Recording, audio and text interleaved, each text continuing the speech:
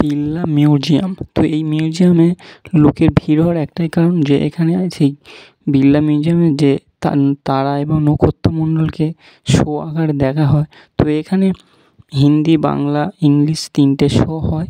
তো 3টি শোর 3টি আলাদা আলাদা টাইম থাকে। তো সেটি আপনি যে কোনো শো দেখতে পারেন।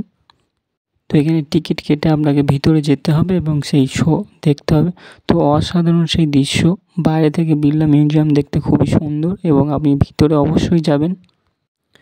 বিড়লা মিউজিয়ামের ঠিক পাশেই আছে আপনাদের চার্চ। তো চার্চে যাওয়ার আগে আমরা বিড়লা মিউজিয়াম পুরোটা কমপ্লিট করে ঘুরবো এবং ঘুরে তারপর আমরা চার্চে যাব। তো চার্চ দেখে নিয়ে আমরা বেরিয়ে পড়বো ভিক্টোরিয়ার উদ্দেশ্যে এবং সম্পূর্ণ ভিক্টোরিয়া ঘুরে দেখব। 3:30টার সময় বাংলা শো হয়। তো লাইনটা দেখে নিন, ওইদিকে অত লাইন, রাস্তা ছাড়িয়ে ওপারে চলে গেছে। তো আপনারা অবশ্যই আসবেন। তো ভিডিও কেমন লাগছে অবশ্যই একটা লাইক, কমেন্ট করে আপনাকে মতামত জানাবেন। আর যদি এই চ্যানেলে আপনি নতুন হন তো অবশ্যই সাবস্ক্রাইব করবেন।